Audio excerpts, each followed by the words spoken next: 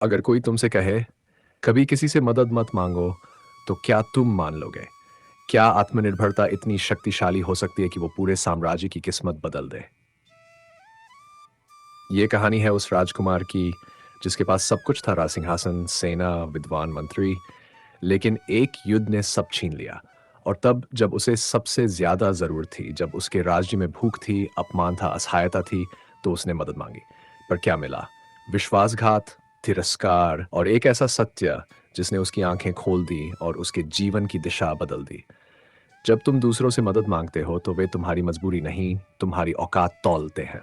ये कहा था आचार्य चाणक्य ने। और उसी दिन एक राजकुमार ने तय किया, अब वह किसी से कुछ नहीं मांगेगा। उसने राज्य को फिर से खड़ा किया, बिना उधार लिए, बिना झुके, बिना किसी के सामने हाथ फैलाए। उसने सिर्फ एक चीज मांगी, विश्वास, अपने लोगों का और खुद पर। दोस्तों, आज की इस पूरी कहानी में क्यों चाणक्य कहते हैं कभी किसी से मदद मत मांगो, कैसे एक अकेला राजा अपने आत्मबल से साम्राज्य की पुनर्रचना करता है, और कैसे ये नीति आज के युग में भी उतनी ही सच्ची है जितनी डॉल्फिन्स इन 300 साल पहले थी। अगर आप खुद की जिंदगी में बार बार दूसरों के भरोसे हार चुके हैं, अगर आप जानना चाहते हैं कि आत्मनिर्भरता कैसे बनती है, शक्ति उतनी सुदनर, तो इस कहानी को अंत तक जरूर देखिए। और हाँ, अगर आप चाहते हैं कि ऐसी ऐतिहासिक और प्रेरणादायक कहानियाँ आपको लगातार मिलती रहें, तो अभी चैनल को सब्सक्राइब करें और बेल आइकन दबाना न भूलें, क्योंकि आगे जो आप सुनने जा रहे हैं वो केवल कहानी नहीं, एक नीति है जो आपका नजरिया बदल सकती है। जगत के एक प्रभावशाली लेकिन वृद्ध राजा थे। उन्होंने जीवन भर न्यायप्रियता और पराक्रम से राज्य चलाया। उनकी राजधानी सुप्रतिष्ठा, ज्ञान और व्यापार का केंद्र मानी जाती थी। राजा जयसेन का एकमात्र पुत्र कुमार अचल था, तेजस्वी, विद्वान, लेकिन थोड़ा भावुक और सरल हृदय। अचल को बचपन से ही चाणक्य की शिक्षाएं दी जाती थीं, लेकिन वह जीवन की ठोस सच्चाई से अभी अनभिज्ञ था। राजा अब वृद्ध हो चले थे। एक दिन उन्होंने अपने मंत्रिमंडल के सामने कहा, मैं अब शासन छोड़ना चाहता हूँ, राज्य का भार अचल को सौंप दिया जाए। सभी ने समर्थन किया, लेकिन तभी पड़ोसी राज्य वित्रगढ़ के राजा ने धोखे से हमला कर दिया। जयसेन युद्ध में घायल हुए और कुछ ही समय में उनका निधन हो गया। राजा के निधन के बाद अचल ने सिंहासन तो संभाला, परंतु कोष राजकोष खाली हो चुका था। जनता दुखी थी, सैनिकों को वेतन नहीं मिला था और राजमहल में अनाज तक कम पड़ गया। जब मदद मांगना पड़ा, कुमार अचल ने अपनी स्थिति सुधारने के लिए पड़ोसी मित्र राज्यों से सहायता मांगी। राजा मृगतुल्य से सैन्य मदद और राजा प्रमाद से धन की याचना की। सभी ने मुस्कुरा कर स्वागत किया, भोज दिया और कहा, तुम हमारे भाई समान हो, जल्द मदद भेजेंगे। लेकिन हफ्तों बीत गए, कोई मदद नहीं आई। एक दिन राजा अचल को यह सूचना मिली कि जिन मित्र राजाओं से उसने मदद मांगी थी, वे अब वित्रगढ़ से संधि कर चुके हैं और मिलकर अचल के राज्य को बांटने का षड्यंत्र रच रहे हैं। अचल के पैरों तले जमीन खिसक गई। वह अपने ही विश्वास पात्रों से धोखा खा चुका था। चाणक्य का हस्तक्षेप। उसी रात राजा अचल ने एक गुप्त संदेश भिजवाया आचार्य चाणक्य को। चाणक्य आए। उनका चेहरा शांत था, लेकिन आंखों में ज्वाला थी। उन्होंने कहा, कुमार, तुमने पहला अपराध यह किया कि दूसरों से मदद मांगी। तुम उत्तराधिकारी थे, याचक नहीं। दूसरा अपराध, तुमने यह समझा कि संबंधों में नीति नहीं होती। और तीसरा अपराध, तुमने आत्मबल छोड़ दिया।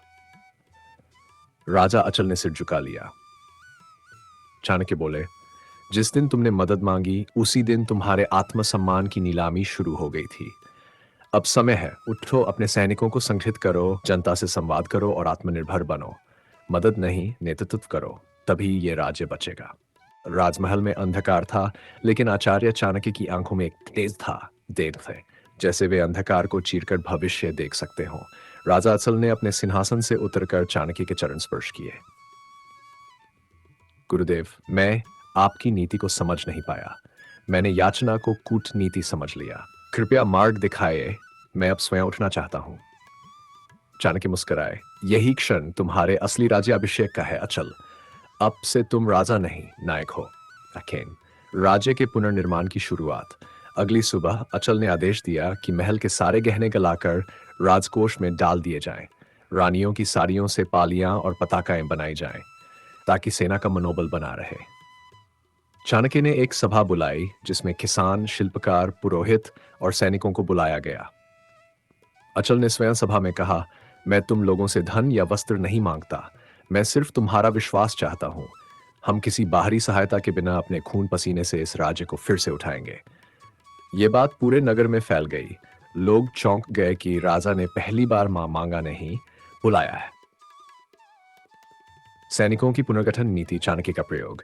चाणक्य ने राजा को समझाया कि युद्ध केवल तलवार से नहीं, ध्यान, धैर्य और योजना से जीते जाते हैं। उन्होंने कहा, राजा अचल, हमें पहले मनोबल जीतना होगा, फिर रणभूमि। उन्होंने युवा बेरोजगारों को स्वयंसेवक बल में भर्ती किया। कृषकों से कहा गया, हर खेत से एक मुट्ठी अन्न और हर घर से एक साहसी युवक चाहिए। राज्य के पर्वों को रद्द कर यज्ञ सा बलिदान पर्व घोषित किया गया, जहां लोग युद्ध के लिए धन, अन्न और अस्त्र समर्पित करने लगे। चाणक्य की गुप्त योजना, दूत, दूत और धोखा। इधर चाणक्य ने अपने गुप्तचरों को प्रमाथ और मृगतुल्य के दरबारों में भेजा, जहां से उन्हें पता चला कि वे दोनों राजा वित्रगढ़ के राजा द्विराज से मिलकर अचल के राज्य को बांटने का षड्यंत्र रच रहे हैं। अब चाणक्य ने योजना बनाई। उन्होंने एक जाली दूत भेजा जो वित्रगढ़ जाकर यह समाचार फैलाया कि प्रमाथ और मृगतुल्य आपस में अचल के राज्य के हिस्सों को लेकर झगड़ रहे हैं। परिणामस्वरूप वित्रगढ़ ने विश्वासघात की आशंका में अपनी सेना को ही पीछे खींच लिया।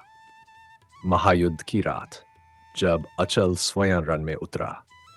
युद्ध की रात आ गई।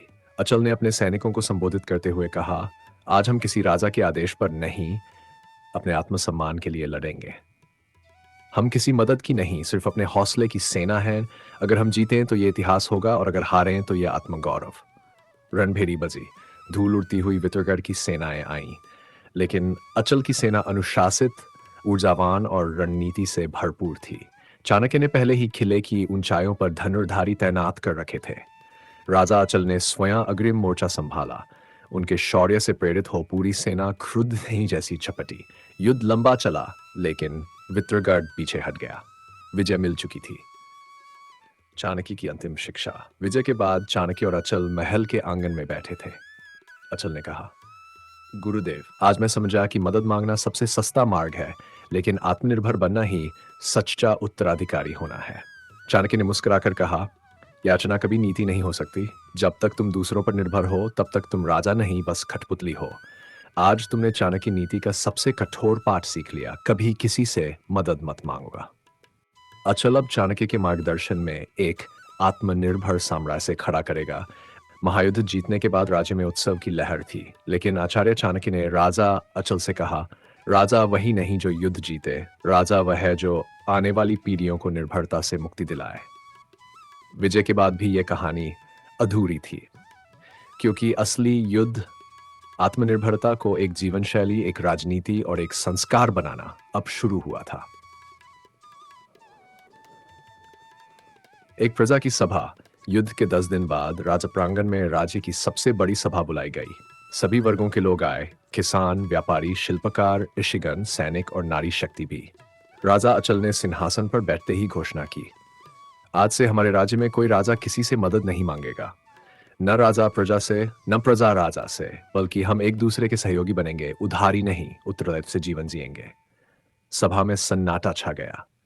चाणक्य की आंखों में चमक थी। यह वही था जो वे वर्षों से चाहते थे। राजनीति में आत्मनिर्भरता का प्रयोग। राजा अचल ने चाणक्य के मार्गदर्शन में कई नए प्रयोग किए। अर्न, स्वावलंबी ग्राम योजना। हर गांव को अपने खाद्यान्न, वस्त्र और रक्षा के साधन स्वयं उत्पन्न करने का आदेश। मुक्त विनिमय मंडल, जहां व्यापारियों को बिना किसी कर के वस्तु विनिमय की छूट दी गई, ताकि बिना धन के भी लोग लेन देन कर सकें। श्रम यज्ञ। राज्य के हर युवा को 1 वर्ष तक अनिवार्य श्रम दान देना था, चाहे वह कृषि हो, निर्माण या शिक्षा। गुरुकुल नीति सुधार। अब गुरुकुलों में सिर्फ वे ही नहीं पढ़ सकते थे जो दान दे सके, बल्कि श्रम करके कोई भी छात्र विद्या अध्ययन कर सकता था। नारी शक्ति की भागीदारी। चाणक्य के सुझाव पर अचल ने पहली बार महिलाओं को राज्य की स्वायत्त संस्थाओं में नेतृत्व देने का आदेश दिया।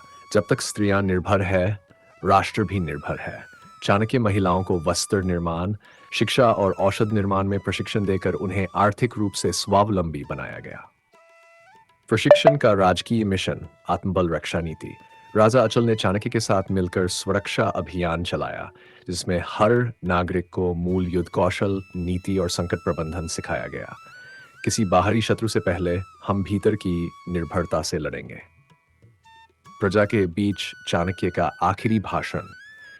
एक वर्ष बाद, जब राज्य पूर्णतः स्वावलंबी हो चुका था, चाणक्य ने अंतिम बार सभा को संबोधित किया। राजा अचल ने तुम सभी को एक अमूल्य उपहार दिया है, आत्मनिर्भरता।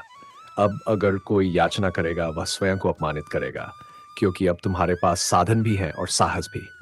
सभा में खड़े होकर लोग रो पड़े। अचल का आत्मविवेचन। एक शाम अचल अकेले चाणक्य के कक्ष में गया।